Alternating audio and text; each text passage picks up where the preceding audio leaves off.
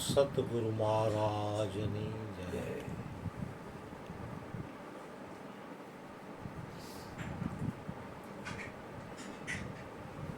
ગુરુજીની વાણી કાંઈ મેં અમીરા કાંઈ ન જાણું,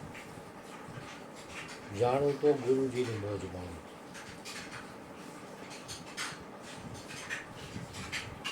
કારણ કે કાંઈ ન જાણતા હોય ને એ જ ગુરુજીની મોજ માણી શકે.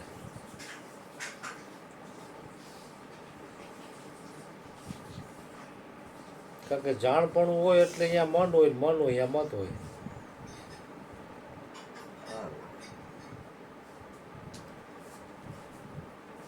એમાં અહંકાર ઊભો થાય. કાંઈ નથી જાણતા એ જ ગુરુજીની અખંડ મોજ માણે.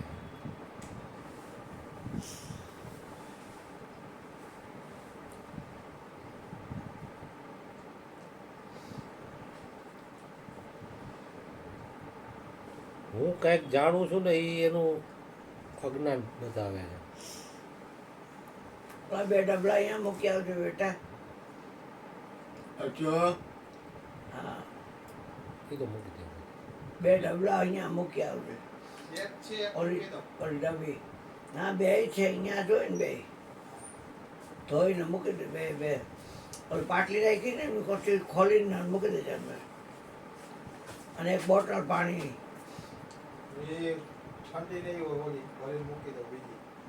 આ ગોરા પછી ભરીને મૂકી દે. વાંધો નહીં. બે ધોઈ નાખજે હો. બોટલ આ સાઈડમાંથી છે ને કોલ તો ઓમની કચ્છ કોલ છે એટલે બતાવે જાણે છે એ તો જે જાણે છે એ જાણે.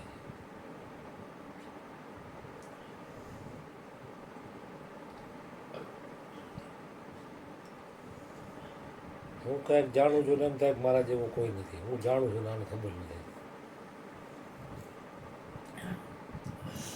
રાજા ભરતરીએ વૈરાગ્ય શતકમાં લખ્યું, જબ मैंने शुद्ध सत्संग कीनो तब मूढ़ जानियो आपको. સત્સંગ જ્યારે એના હૃદયમાં ઉતરો ને ત્યારે એમ થયું ઘટાણ લગી તો હું મૂઢ હતો એમ.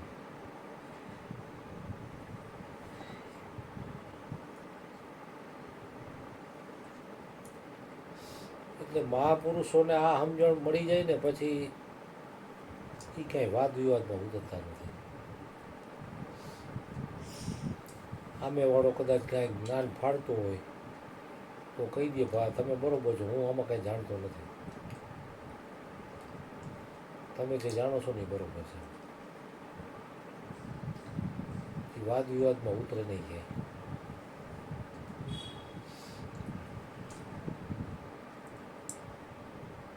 ટોટ લેવલના મહાપુરુષો છે ને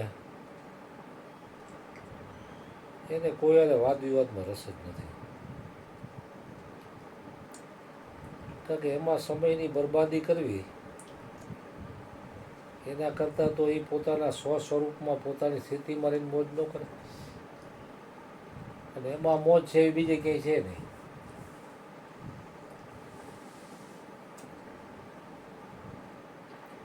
સ્વ સ્વરૂપથી હેઠે ઉતરે તો પ્રોબ્લેમ છે.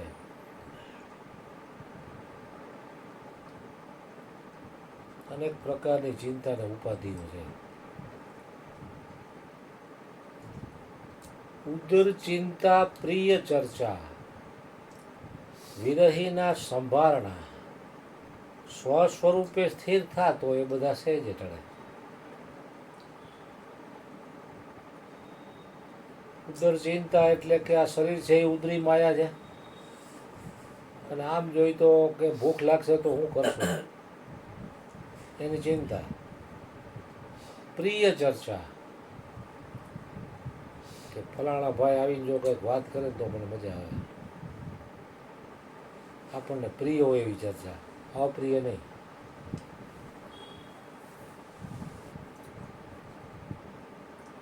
વિરહીના સંભારણા કોઈ પણ વ્યક્તિ આપણા ઘરની જોઈ અને વહી જાય તો એનો વિરહ હાલે. અથવા તો અલગ પડે, છોકરો વાલો હોય લગ્ન કર્યા પછી જુદો થઈ જાય તો એનો વિધો લાગે ને મા બાપને.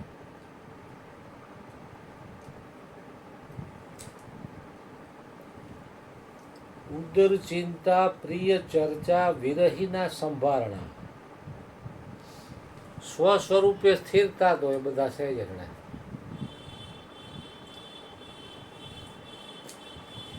કારણ કે સ્વ સ્વરૂપમાં વિરહ જ નથી. આરાર નો ભરતો બેટા.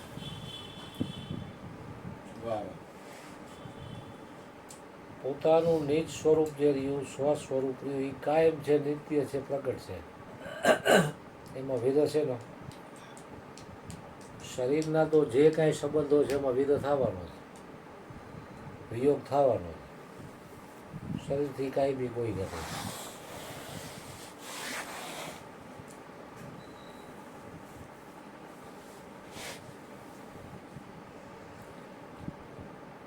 તો શરીરથી જે કાંઈ નાતા છે એના વિરહ થશે.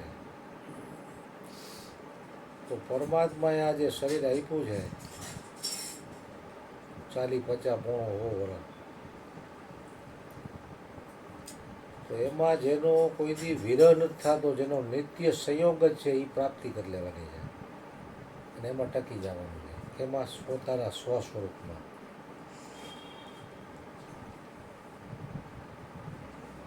મહાપુરુષોએ અનેક પ્રકારની સાધનાઓ બતાવી. જપ, તપ, વ્રત, યોગ, ઉપાસના, સેવા, સમરણ, ડબી લીધી ને ઠોકવાની. ઓકે. ભોજન, દાન, આવા અનેક પ્રકારના સાધનો બતાવ્યા છે. ધીરે ધીરે ધીરે ધીરે એ સાધન કરતા કરતા સાધ્ય લગી પહોંચવાની વાત છે. પરબારું અહીંયા પહોંચી શકાય એવું નથી. કાંઈક આધાર તો લેવો પડશે વ્યક્તિએ.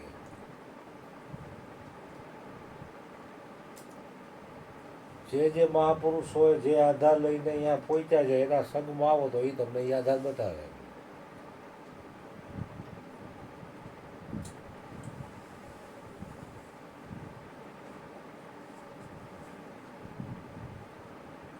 કારણ કે મહેનત કર્યા વગર કાંઈ મળે એવું નથી.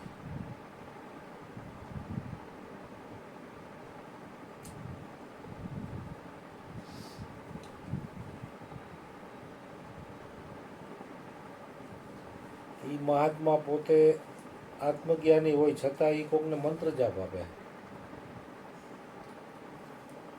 સેવા કરવાનું કહે, દાન પુણ્યનું કહે, ઉપવાસનું કહે.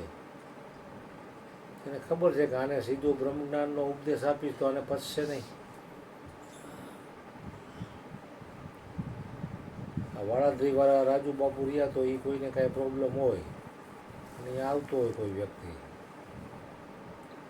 તો ગમે તે પ્રકારનો પ્રોબ્લેમ હોય તેમ કે તમે બીજ કરો અને બીજ રહ્યો. બીજને દિવસે ખીર ખાવાની અને ત્યાં તમે જાઓ તો અહીંયા જે જમવાનું હોય તમારે જમી જાવ છો. 12 બીજ ભરો એમ કહે તો ઘણાને ફેર પડી ગયા. ડૉક્ટરોએ ના પાડી દીધી એવું સારું થઈ ગયું. શારીરિક, આર્થિક અથવા માનસિક ગમે તે પ્રોબ્લેમ હોય.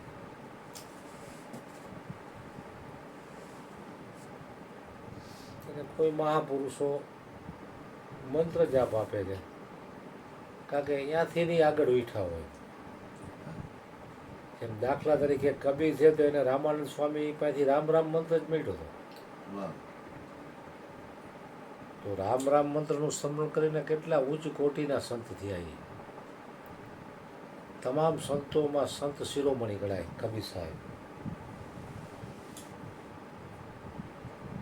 કારણ કે પરબારું આ જ્ઞાન છે ને કોઈને પચે એવું નથી. યોગ વશિષ્ઠ રામાયણમાં પણ આની વાત છે.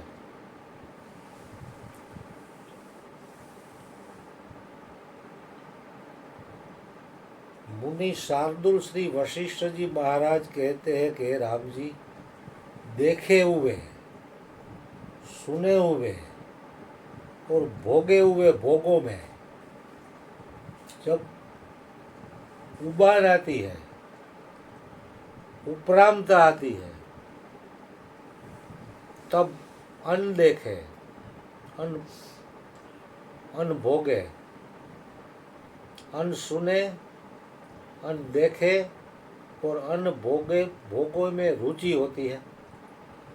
हे राम जी, अन्न अधिकारी को ब्रह्म ज्ञान का उपदेश दे दिया जाए तो समझो उसको खड्डे में ही गिरा दिया।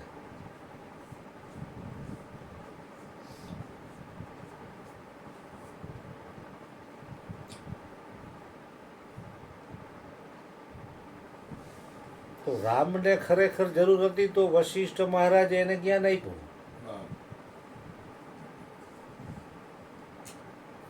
નકર એ સમયમાં તો ઘણા હતા તો એ બીજા કોઈને કાંઈ જરૂર નહોતી કોઈને.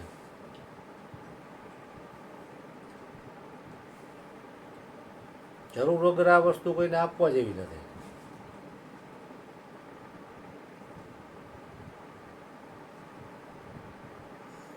નકર આ વસ્તુનો દુરુપયોગ થાય એમ.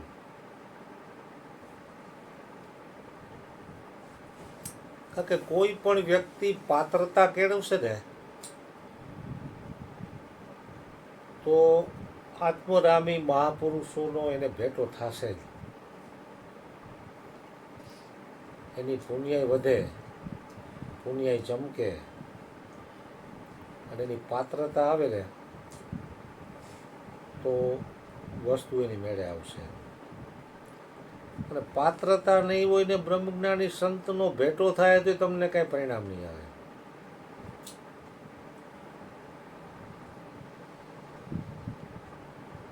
આપણે આટલા વર્ષોમાં અહીંયા કેટલા લોકો જોયા, તમે કેટલા લોકોને ઉપદેશ આપ્યો,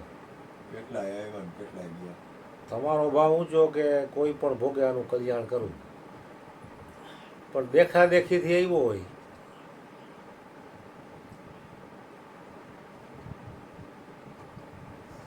અમુક તો એવા છે કે વરમાં એકવાર ગુરુ પૂર્ણિમા નથી આવતા. લે અમથા તો ન આવે, આપણે સમજ્યા. હાલો દર પૂનમ બીજના જમણવાર હોય, વોટ્સએપમાં આવે, ઘરે બેઠા સમાચાર મળી જાય. ગુરુ પૂર્ણિમા તો પવિત્રમાં પવિત્ર દિવસ ગણાય ને, તો ત્યારે નથી આવતા. તો શું જ્ઞાન?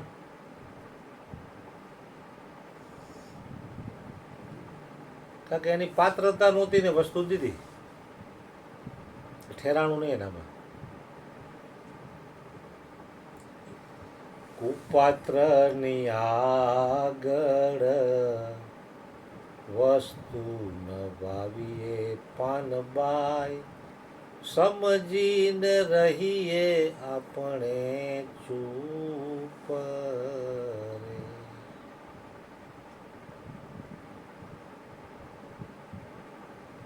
કારણ કે એ પછી શું છે, ખારી જમીનમાં બી વાવવા જેવું થાય,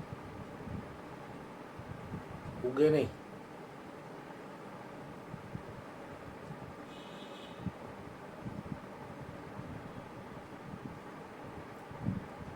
કારણ કે એ સમયમાં ગંગા સતી થઈ ગયા, એ સમયમાં એને એક બીજી વાણીમાં પણ કીધું છે, ઉપદેશ દેવો હોય તો પાનબાઈ, પ્રથમ ભક્તિ બતાવજો ને, ગાળી નાખજો એનો માયલો મોહ રે. કારણ કે જ્યાં સુધી મોહ છે ને ત્યાં સુધી આ વાત નહીં સમજાય.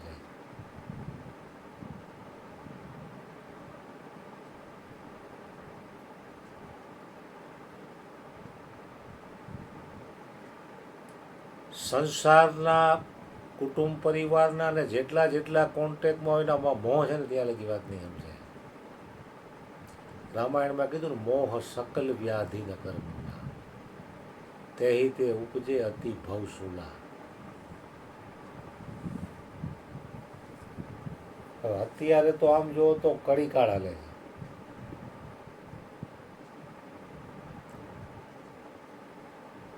તો જ્યારે દ્વાપર યુગમાં ભગવાન કૃષ્ણ થઈ ગયા ત્યારે અર્જુનને આ વાત સમજાવવાનો પ્રયાસ કર્યો ભગવાન કૃષ્ણએ. તો તો એના માટે 18 અધ્યાય કર્યા અને 700 શ્લોક કર્યા.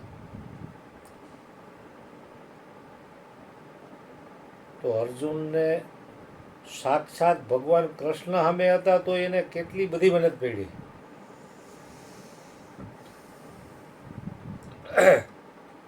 કારણ કે શરીરથી મોહ હતો.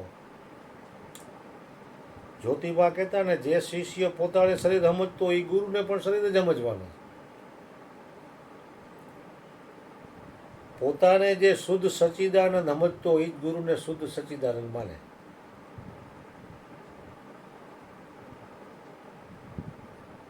તો આ જ વાત અર્જુનને જ્યારે સમજાણી ત્યારે એક શ્લોકમાં કીધું, નષ્ટો મોહ સુમૂર્તિ લબ્ધ્વા.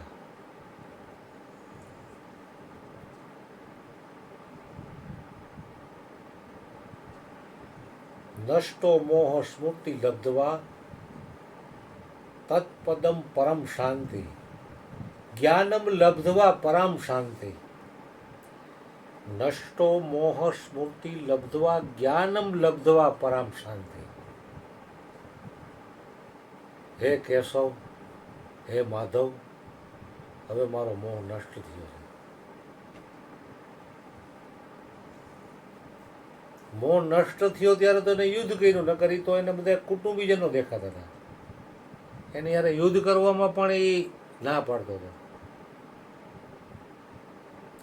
અને યુદ્ધ ન કર્યું હોત તો અધર્મીઓનો તો નાશ હતો જ. ખાલી નિમિત્ત બનવાનું હતું આને.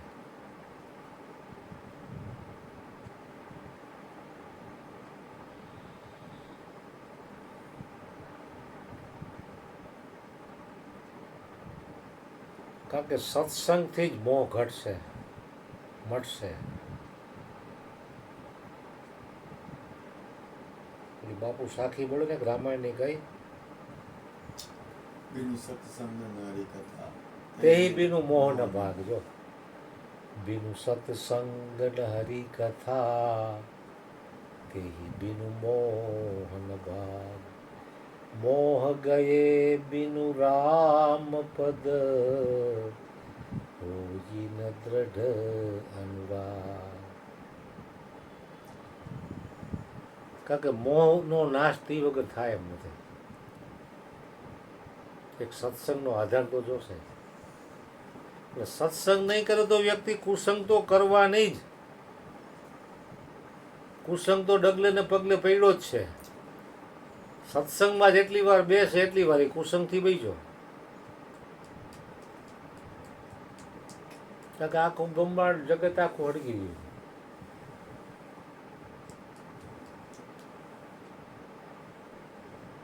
તો સત્સંગ દ્વારા જેનામાં વિવેકનું પ્રાગટ્ય થયું છે, એ પછી શું કરે, આખું જંગલ હળગતું હોય ને તો એ પાણીમાં ડૂબકી મારી દે. એટલે એને અગ્નિ અડે નહીં. બાકીના તો બળીને ભસ્મીભૂત થવાના.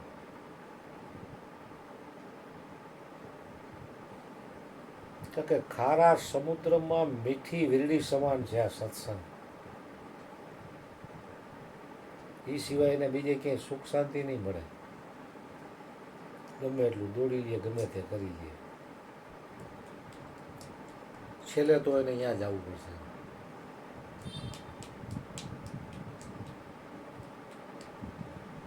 ફિરત ફિરત પ્રભુ આયો, પડિયો તુમ શરણાય. दीन दयाल को बीनती, सुनो गरीब निवाज. કારણ કે 84ના ચક્કરમાં ફરતો ફરતો ફરતો આ જીવ આવ્યો છે. મનુષ્ય દેહ મળ્યા પછી આખા જગતમાં એટલો ફરે છે.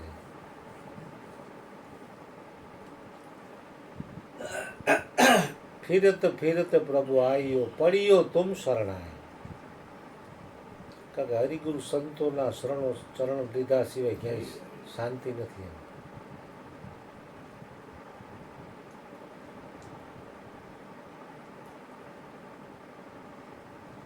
ગુરુના ચરણોમાં પડ્યા પછી શિષ્ય વિનંતી કરે કે સુનો ગરીબ નિવાજ. દીન દયાલ કો બેનતી, કારણ કે ગુરુ છે એ દીન દયાલ છે. દીન દયાલ કો બેનતી સુનો ગરીબની વાત. ગુરુ તો જાણે છે અને શું જરૂર છે એ.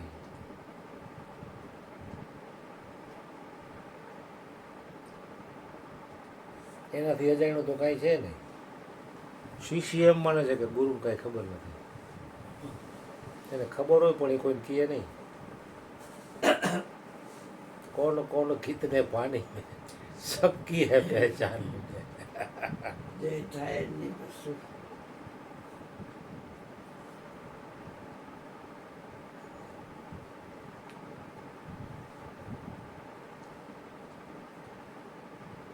પેલા દેખાતું નહીં એ બેઠા હતા એવો ખ્યાલ રહ્યા કરતો દેખાય છે ને હું નથી એનું જોવા છે. અભ્યાસે કરીને ગુરુના વાક્ય ઉપર બેઠો ત્યારે ખબર પડી એ હું છું. જળ થળ સાહેબ બ્રહ્માંડમાં એક નિરંતર બાળુંગા, નિત્ય હરિકા ભજન કરુંગા, ગુરુજીના ગુણના ગાઉંગા. બે થાય નહીં, એક જ છે.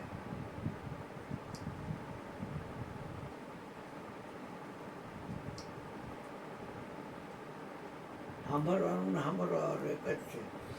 ઊંઘવાનું ને ઊંઘનારું એક જ છે. ચામડી વડે જાણવાનું આવે એ જાણનાર બે એક જ છે. બોલવા વાળો ને બોલવામાં આવ્યું એ એક જ છે. ચાખવા વાળો ને ચાખવામાં આવ્યું એ એક જ છે. એ અધૂરો દેશ બ્રહ્મ છે.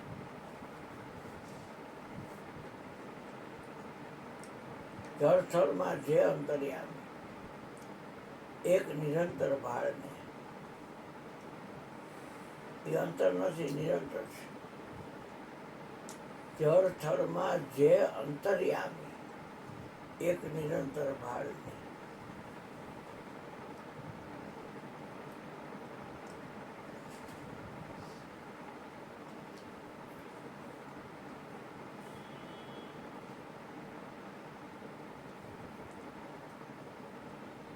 બરોબર.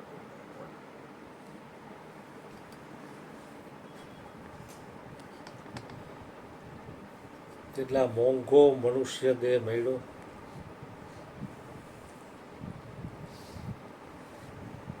એને સાર્થક કરવા માટે પરમાત્માએ જે આશયથી આ મનુષ્ય દેહ આપ્યો છે, કારણ કે 84 લાખ યોનિઓમાં મનુષ્ય દેહમાં જ આ વસ્તુ પ્રાપ્ત થઈ શકે છે. બીજી કોઈ યોની આ વાત સમજે એમ નથી. ગાય, ભેંસ, કૂતરા, બકરા, બિલાડા, ખૂટિયા, હિંસક પ્રાણીઓ જેટલા રહ્યા એટલા, આકાશમાં ઉડવાવાળા પક્ષી, દરિયામાં જે કાંઈ જીવ હોય એ કોઈ આના અધિકારી નથી. અને મનુષ્ય દેહ આપ્યો એ જ મોટામાં મોટું પ્રમાણ છે કે તમે પરમાત્માની પ્રાપ્તિ કરવા માટે સક્ષમ છો એટલે આપ્યો. તો મનુષ્ય એ ભૂલી અને બીજા માર્ગે ચડી ગયું.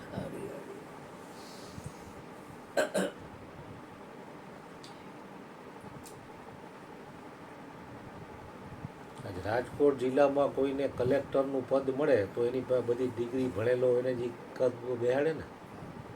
જેવો તેવો પટાવાળાની ડિગ્રી 10 ધોરણ ભણે તો બેહાડે. એ અધિકારી હોય ને જ બેહાડે ને. એમ આપણને મનુષ્ય દેહ મળ્યો એટલે પરમાત્મા પ્રાપ્તિનો અધિકાર મળી ગયો, એમ સમજો ને.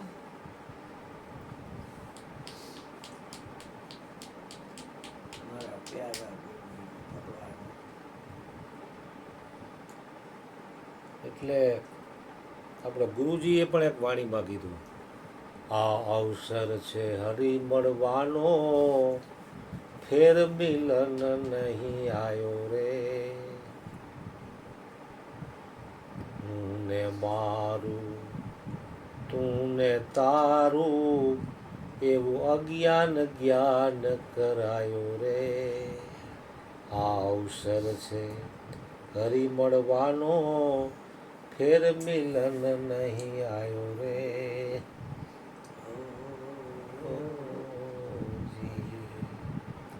કાકા મનુષ્ય દેહ જ મોટા મોટો અવસર છે. ભલે વ્યક્તિ પાસે ધન હોય કે ન હોય, ઉચ્ચ વર્ણમાં જન્મ થયો હોય કે નીચ વર્ણમાં થયો હોય, ભણેલો હોય કે અભણો હોય, ભારતમાં રહેતો હોય કે પરદેશમાં રહેતો હોય, પણ જીવ માત્ર મનુષ્ય માત્ર આનો અધિકારી છે.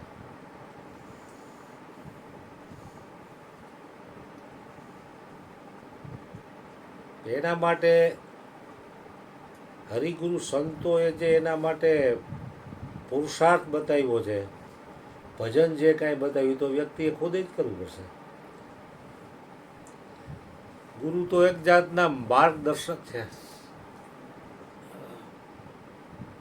એના શરણે જે કોઈ આવે એને માર્ગ બતાવી દે કે ભાઈ આ માર્ગમાં તારું કલ્યાણ છે અને આ માર્ગમાં તારું પતન છે. તો જીવ માત્રને પરમાત્માએ સ્વતંત્ર બનાવ્યો છે. ગુરુ કહે એટલે કે ચેલો માની લે એમ ન સમજાય આપણે. પછી તો એને કલ્યાણની પોતાના કલ્યાણની તાલાવેલી કેવી જેની ઉપર આધાર છે.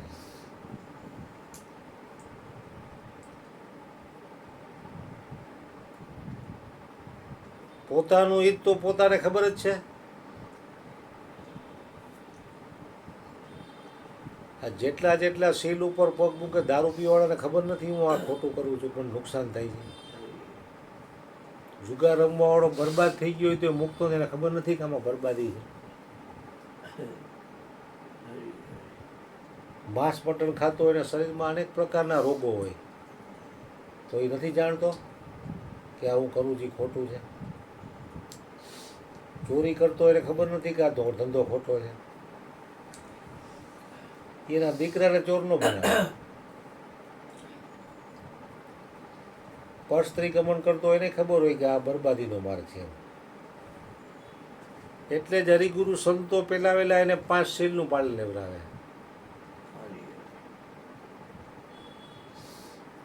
નહીંતર આ માર્ગે ન હાલી શકાય. પેલું પગથિયું જ છે.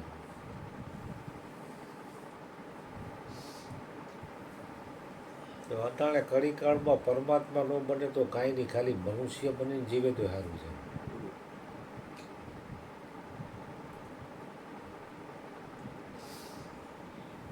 શીલવંતા સાધુ ને વારે વારે નમીએ પાનબાઈ, જેના બદલે નહીં વર્તમાન રે.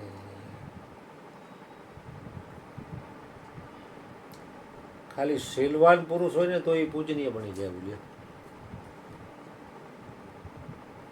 પરમાત્મા બનવું તો દૂર રહ્યું છે, પરમાત્મા જ. પણ ખાલી શીલવાન બને તો બ્રહ્માદિક લાગે એને પાય. આટલી ઊંચી પદવી તો મનુષ્ય બનવામાં છે.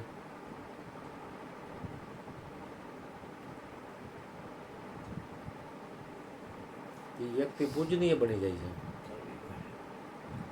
વંદનીય. જે મોરારી બાપુ વિશ્વ વંદનીય કહેવાય. આખા બ્રહ્માંડમાં ગમે જાય તો લોકો એને વંદન કરે. ગાદી ઉપર બેઠા છે ને, વ્યાસપીઠ જેને કહેવામાં આવે. એટલે જગતમાં અનેક પ્રકારના મત મતાંતર છે.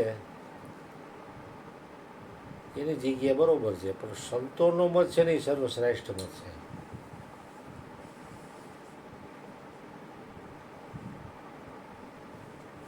સંતોના મત મુજબ જો કોઈ વ્યક્તિ હાલી જાય તો એનું કલ્યાણ જ છે. અગાઉના ચક્રવર્તી સમ્રાટ રાજાઓ જે કાંઈ થઈ ગયા એ પોતાના રાજમાં કાંઈ પણ પ્રોબ્લેમ આવે, કારણ કે આવડું મોટું રાજ ચલાવવું તો પ્રોબ્લેમ તો આવે ને. એમાં આપણે ઘર હગાવી તો પ્રોબ્લેમ આવે.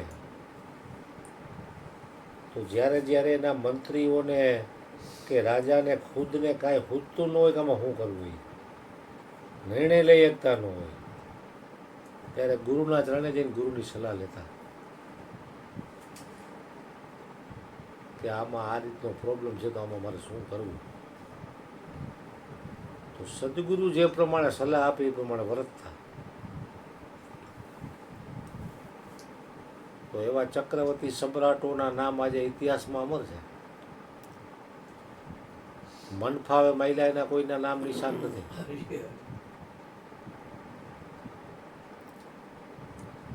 કે ગુરુ તો કોઈ પણ શિષ્યને સ્વતંત્ર કરે. સ્વતંત્ર સદગુરુ હૈ પૂરા. તો શિષ્ય પછી સ્વતંત્ર મને કર્યો એમ માનીને મન ફાવે એમ વર્તવા માંડવાનું નથી. પાછું સ્વચ્છંદ નથી થવાનું. સ્વતંત્ર ને સ્વચ્છંદમાં ઘણો જમીન આસમાનનો ફેર છે. સ્વચ્છંદ એટલે મન ફાવે એમ વર્તવું. સ્વતંત્ર છે એની સામે ના નથી, પણ મર્યાદામાં વર્તવાનું છે.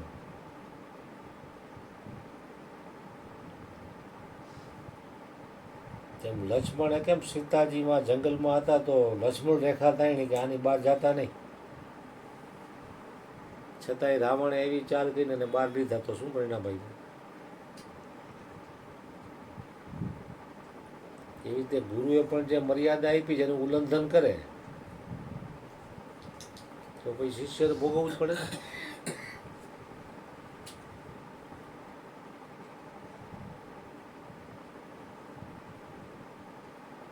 એટલે હરિગુરુ સંતોએ તો એકની એક વાત અનેક રીતે સમજાવી છે. રામાયણની ચોપાઈ દ્વારા, ગીતાના શ્લોક દ્વારા, સાખી દ્વારા, ભજનવાણી દ્વારા.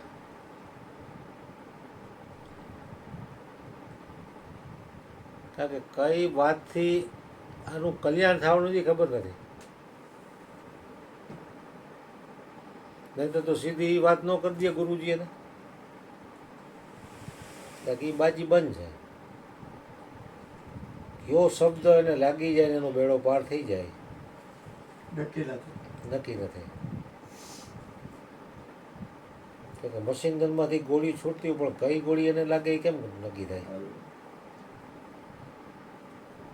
નહીતર કલ્યાણ થવાનું હોય તો આવ સામાન્ય વ્યક્તિની વાતથી પણ કલ્યાણ થઈ જાય. અને ગુરુના ઉપદેશથી ને ગુરુના સત્સંગથી ન થાય એ કામ સામાન્ય વ્યક્તિ થઈ જાય.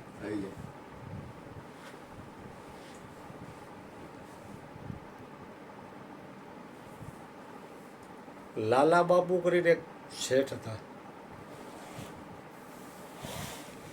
એ સમયમાં કરોડોપતિ, બહુ મોટી ફેક્ટરી હાલતી. એ ખાલી ચેકમાં સાઇન કરી કરીને થાકી જતા, એટલું તો એનું ટર્ન ઓવર.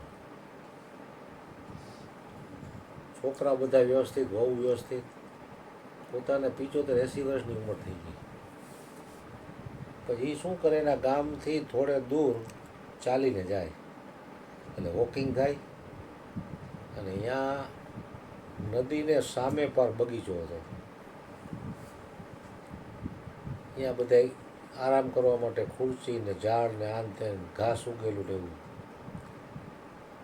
એટલે અહીંયા વોકિંગ કરે અને ફ્રેશ થાય એકાંતમાં. એને સમય મળે સવારે બપોરે જ્યારે સમય મળે ત્યારે જાય અહીંયા અને ઝાડના છાયા આરામથી બેઠા હોય. હવે નાવિકને એ સમયમાં 8 આના રૂપિયો આપે એટલે સામે પર ઉતારી દે. પણ એ નિયમ કે સૂર્ય અસ્ત થાય નહીં પહેલાં પાછું બગીચામાંથી આ બાજુ હતું. ત્યાં કોઈ વ્યક્તિ રહેવી ન જોઈએ. શેઠ તો ઘણા સમયથી જતા હતા. અને એકવાર શેઠને ઝાડના છાંયે આરામથી બેઠા બેઠા આમ જાણે પરમાત્માનું ધ્યાન લાગી ગયું એ દશા થઈ. કુદરતની કૃપાથી એની ઉપર. કુદરતની કૃપા થઈને એમાં સૂર્ય અસ્ત થવાની તૈયારીમાં તો નાવિકે જોયું કે આ બધા આવી ગયા આમાં, એક ઓલા લાલા બાબુ નથી. એટલે રાડ પાડી, એ જાગ મુસાફિર આખરી ફેરા હૈ.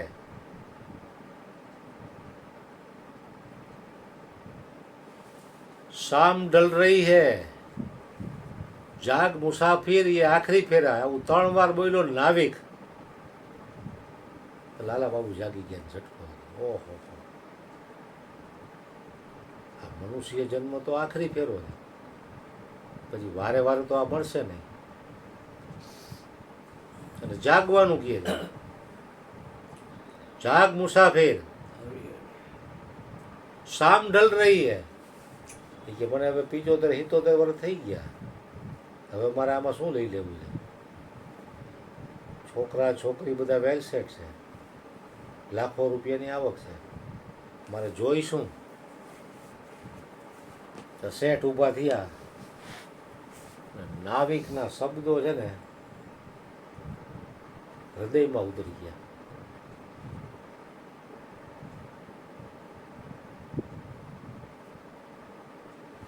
સીધા અહીંયાથી આ પાર આવ્યા ને કોઈને કીધા કરી ઘરે ગયા જ નહીં. આગળથી કોઈ વાહન ગોઠવી વહી ગયા હરિદ્વાર બાજુ. સાધુ સંતોની કુટીરોમાં રોકાય, ભજન કરે, સત્સંગ કરે, સેવા કરે.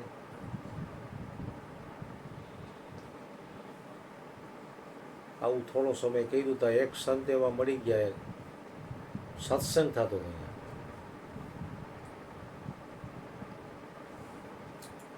સત્સંગથી એનું જે ઓલું પેલા નાવિકના શબ્દો જે પડ્યા હતા ને હૃદયમાં, એ ઊંડા ઉતરા.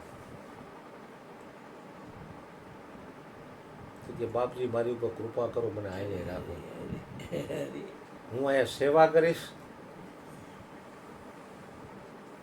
આવેલા લોકોના ઠામ વાસણ ઉટકીશ, મને અહીં રાખો, કારણ કે રોજ તમારો સત્સંગ મને પ્રાપ્ત થાય. તો બાપજી કે મને કાંઈ વાંધો નથી, તમારે રહેવું હોય તો અહીંયા તમે તમારે રોકાવા, અહીંયા કંઈ ખૂટે એવું નથી. હા, એટલું ભજન કરો, સેવા કરો, ભજન કરો, ભોજન કરો.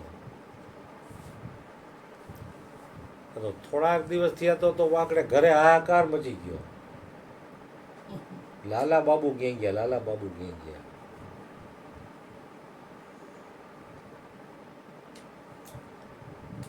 ચારે બાજુ માણસોને ગોતવા મોકલી દીધા.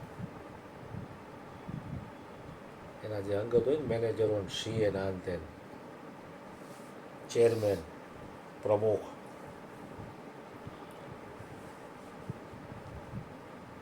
નાવિકને પૂછ્યું તો નાવિકે આયા તો અહીંથી તો હું ઓલા પારથી આ પાર લેવો હતો, પછી અહીંથી ક્યાં ગયા હોય તો મને ખબર ન હોય ને. નાવિકમાં મારી નાવમાં તો ઘણા મુસાફરો હોય, એને ખબર કે રોજ જાય છે. અહીંયા ફરતા ફરતા ફરતા હરિદ્વારમાં સાધુ સંતોની જગ્યાઓમાં ફરતા ફરતા ફરતા ભેટો થઈ ગયો. કે બાપુજી તમે કીધા વગરના વયા ગયા, આ કઈ રીત છે તમારી? તમને શું દુઃખ છે? તમે કયો, અમે તમારી કયો સેવા કરવા હાજર છે. તો કે મારે કાંઈ દુઃખ કે પ્રોબ્લેમ મારે કાંઈ છે નહીં, મારે હવે ભગવાનનું ભજન કરવું છે, હવે આખરી ફેરો છે, શામ ઢલ રહી હે. શામ ઢલ રહી એટલે હવે આ સૂર્ય અસ્ત થવા, પછી આવો મનુષ્ય દેહ મળે એની કોઈ ગેરંટી તો છે નહીં કે હલો આ શરીર છૂટ્યું એટલે બીજે દી ક્યાંક મનુષ્ય અવતાર મળશે, એવું તો કોઈ પ્રમાણપત્ર કોઈ આપી શકે એમ નથી. તો કે મને હવે શાંતિથી આ મારું પાટલી જિંદગી જે છે, આમાં મારા જે શ્વાસ બચ્યા છે, એમાં મને ભજન કરવા આપો. એ તમારી મોટામાં મોટી સેવા ગણાશે, મારે તમારી બીજી કોઈ સેવા જોતી નથી. તો કે બાપુજી તમારા વિના અમારે કેમ ચાલશે? એના ઘરવાળા આવી ગયા કે તમારા વિના મારે ન ચાલે. છોકરો કે બાપજી તમે આવડો મોટો બિઝનેસ ઊભો કર્યો, તમારા વિના અમે શું કરશું? તો કે બેટા, મૃત્યુ આવશે તો એ જોશે કે આના વિના આને ચાલતું નથી. મૃત્યુ આવશે તો એ જોશે કે આને બિચારાને આના વિને હાલતું નહીં તો ભલે બિચારો જીવ તો એમ હાલશે અહીંયા. કારણ કે આટલા દિવસના સત્સંગથી એનામાં વિવેકનું પ્રાગટ્ય થયું.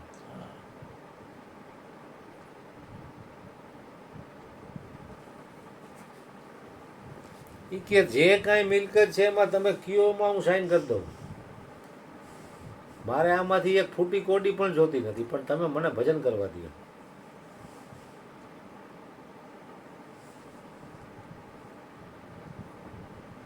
આ લોકો લાલા બાબુના કુટુંબીજનો લાલા બાબુના ટાટિયા સંસાર તરફ ખેંચે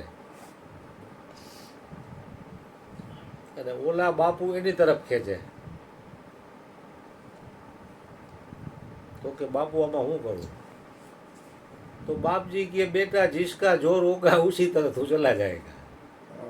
संसार का जोर होगा तो तू संसार की तरफ जाएगा, और तेरी कोई पुण्याई चमकती होगी तो तू परमात्मा की ओर चला जाएगा. मैं उसमें कुछ नहीं कर सकता.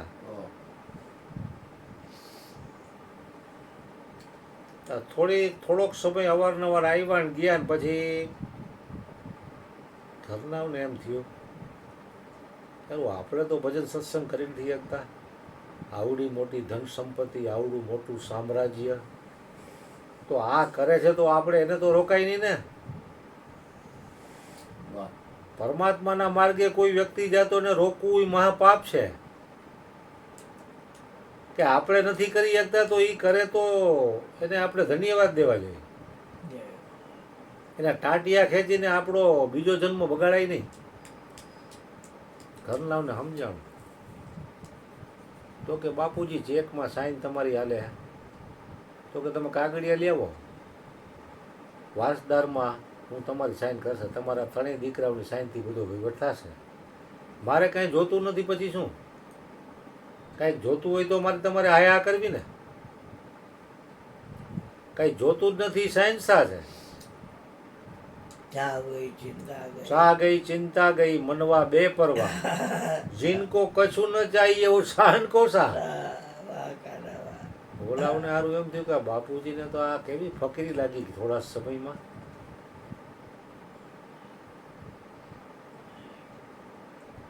દીકરા વહુ બધાય બાપાઓ, લાલા બાબુના ઘરવાળા, દીકરી, જમાઈ બધા આવી ગયા. કે બાપુજીને કાંઈ જોતું નથી તો આપણે હુકમ રોકીએ. અને હવે આને 77-78 વર્ષ થઈ ગયા, હવે જીવશે કેટલું? આ મૃત્યુ આવીને ગળું દબાવી દે પછી આપણે બેહવું એના કરતાં સામેથી એને જવા દો ને. અને એ ક્યાં સતના માર્ગે જાય છે, કુમાર્ગે જતા હોય તો આપણે રોકી હાલો. બાપુજીએ લાલા બાબુએ કી એમાં સાઈન કરી દીધી. તો કે બાપુજી તમારી કાંઈ છેલ્લી ઈચ્છા હોય તો કયો. તો ઓલા તો બાપુ પાસે નાની એવી કુટીર ને એવું કાંઈ બહુ વ્યવસ્થા હતી નહીં. આ 2-4-5 જણા ઉફુઈ રતનીઓ આવતા. તો કે એક કામ કરો દીકરાઓ, આટલું બધું ધન દીધું છે તો તેનો થોડોક સદુપયોગ કરો તમે, એમાં ભવિષ્યમાં તમારું પણ ખણિયાલ છે. તમે ભલે ભજનમાં સત્સંગમાં નથી આવતા, પણ હરિગુરુ સંતોની તનથી, મનથી અને ધનથી સેવા કરશો તો તમારું એમાં કલ્યાણ છે. તમે તનથી કરી શકો એમ નથી, મનથી કરી શકો તો ધન તો તમને પરમાત્મા આપ્યું છે, તો તમે જાજુ નહીં તો ધનથી કંઈક સેવા કરો. તો કે બાપુજી તમે આજ્ઞા કરો. તો અહીંયા કે વિશાળ મંદિર એક બનાવો, કૃષ્ણનું એક ધર્મશાળા કરો, અને એમાં જે કોઈ સાધુ સંતો આવે એને કાયમી માટે જમણવાર અને દક્ષિણા. આ એક કામ તમે કરો. એ બાપજી પાસે કુટીર જ હતી, બાકી આજુબાજુમાં જગ્યા ઘણી મોટી હતી, વિશાળ. આ એક કરી દો તો છોકરાઓને બધા કુટુંબીના સહમત થયા અને કરી દીધું કામ ચાલુ. પછી કે જ્યાં એ મંદિરના પગથિયા બનાવો ને ત્યાં પગથિયા નીચે મારી સમાધિ આપજો, લાલા બાબુ કે. ને એક થાંભલો રાખજો અને અહીંયા લખજો નીચે લાલા બાબુ. તો કે બાપજી આની શું જરૂર પગથિયા, અહીં તો બધા પગ દઈને હાલશે, તમને અહીં અલગ ક્યાં તમે કયો અહીંયા સમાધિ કરી દઈ, તમારું સમાધિ મંદિર કરી દઈ મોટું. તો કે ના, હરિગુરુ સંતો અહીંથી આવે એના ચરણની રજ મારી ઉપર પડે. વાહ બાપા. કે રોજ હજારો માણસો મંદિરમાં દર્શન માટે આવે અને પછી એવડો એ પ્રસાદ ગ્રહણ કરે અને આરામ કરે, તો એને જે તૃપ્તિ થશે ને બેટા, તો મારા હૃદયમાં ટાઢક પડશે. વાહ ગુરુ.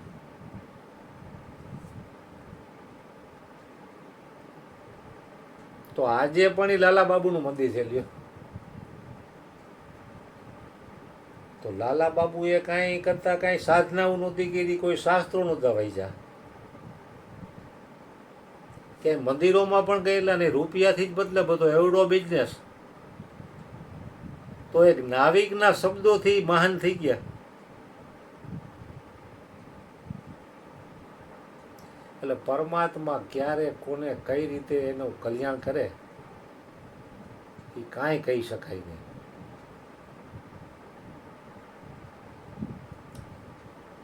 હરિગુરુ સંતોનો તો ભાવ હોય એના શરણે આવેલાનું કલ્યાણ કરવાનું, પણ કોઈ પણ વ્યક્તિનું કઈ રીતે કલ્યાણ થવાનું છે એ બાજી બનશે આખી.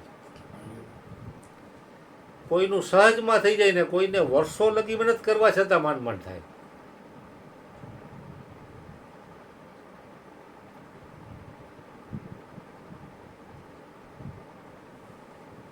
સદગુરુ મહારાજશ્રીને આપણે હૃદયથી પ્રાર્થના કરીએ કે તમે અમારી ઉપર કરુણા વરુણા કરી અને અમને અમારા સ્વસ્વરૂપનું જ્ઞાન આપ્યું, અને એ જ્ઞાનની અમને વિસ્મૃતિ ન થાય એટલા માટે તમે અમને કાયમી માટે સત્સંગ આપ્યો.